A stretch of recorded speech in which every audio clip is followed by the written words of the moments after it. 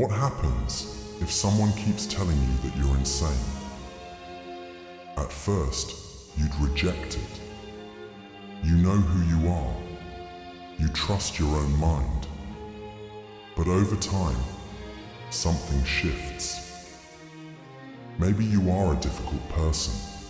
Maybe you do overreact. Maybe you're not as rational as you thought. And if enough doubt creeps in, you might start believing the one thing you never thought possible. Maybe they're right. This is gaslighting, a psychological weapon designed to make you question your own perception of reality. It's not just lying. It's erasing truth itself and replacing it with something more convenient for the manipulator. And the worst part, by the time you realize what's happening, if you ever do, you're already trapped. The term comes from a 1944 film, Gaslight, where a husband slowly convinces his wife that she's losing her mind. He dims the lights in their home, then denies that anything has changed when she notices. The goal?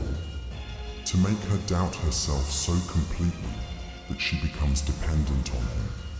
But this isn't just a movie trope. It's a real-world manipulation tactic used in toxic relationships, cults, politics, and even corporations. Gaslighting works because it destabilizes reality itself. It starts subtly. The manipulator denies things they've said or done, even when there's proof. I never said that. You're making things up.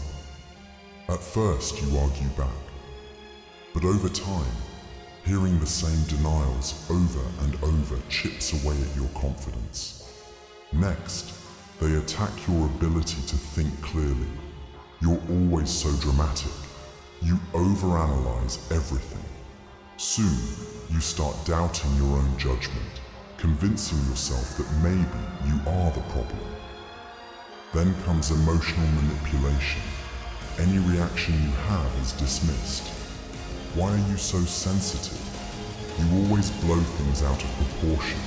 The goal is to make you question your right to feel the way you do. Eventually, you start second-guessing your own emotions, apologizing when you shouldn't.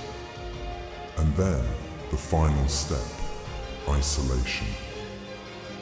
Gaslighters don't want you hearing outside perspectives, so they slowly cut you off from other influences. They tell you your friends are making you paranoid, that your family doesn't really understand you. Bit by bit, they become the sole authority on what's real. At this stage, they don't need to manipulate you anymore. You do it to yourself. You stop questioning them. You silence your own doubts before they even have a chance to surface. You accept their version of events, not because you want to, but because your mind no longer trusts itself to disagree. Gaslighting is terrifying because it doesn't just manipulate your thoughts, it rewrites who you are. It makes you abandon yourself, handing over control to someone else without even realizing it.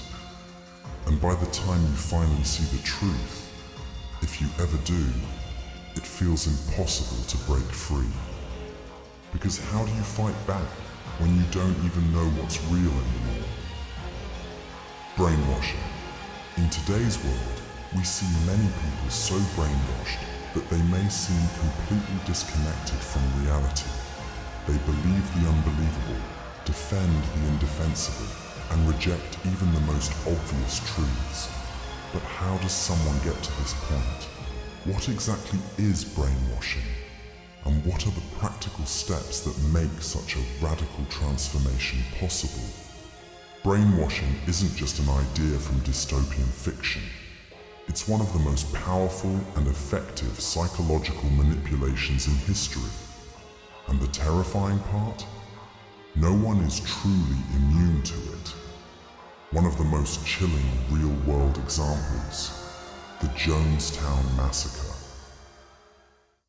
In 1978, over 900 people, including children, died after drinking cyanide-laced punch under the orders of cult leader Jim Jones. This wasn't a group of people who suddenly decided to follow a madman. They were conditioned, step by step, until their critical thinking was completely overridden. They truly believed they were making their own choices. That's the power of brainwashing. It doesn't force you to change. It makes you want to. So how does it actually happen? It follows a pattern: isolation, destabilization, indoctrination, and reinforcement. A process so effective that once it takes hold, escaping feels impossible. The first step is isolation. When you control the information someone has access to, you control their perception of reality. Jim Jones did this by moving his followers to a remote compound in Guyana, cutting them off from outside influences. In everyday life, this happens in media bubbles, extremist groups, and even in toxic relationships, where only one perspective is constantly reinforced. The more someone's worldview is shaped by a single source, the less they question it. Next comes destabilization, breaking down a person's mental defenses. This is done through exhaustion, fear, and confusion.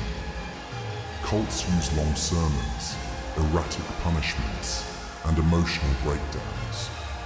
Governments use constant crisis narratives, making people feel like the world is too chaotic to understand without their guidance. The more mentally drained someone becomes, the more they rely on the manipulator to make sense of things for them. Then comes indoctrination, implanting new beliefs. The key here is reward and punishment cycles.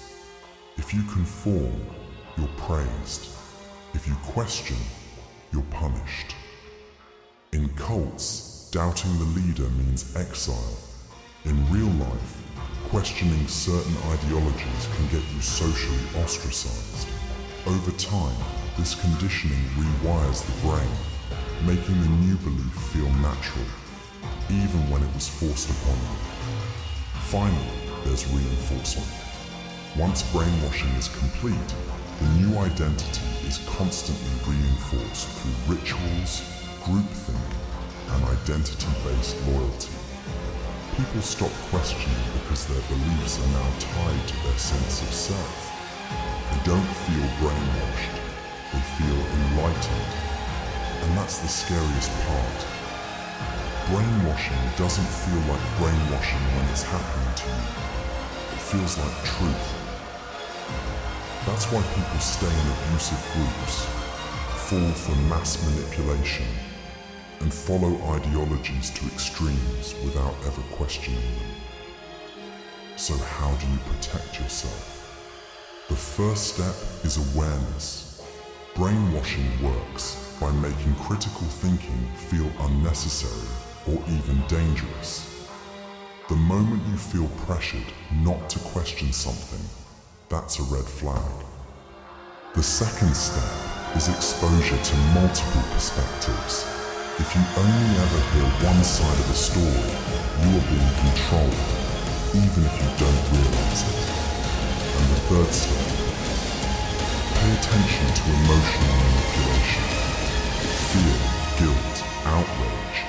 These are the tools used to override logic. Whenever your emotions are being used to shape your beliefs, stop and ask yourself, who benefits from me thinking this way? Because once your mind is rewritten, you won't even realize it happened.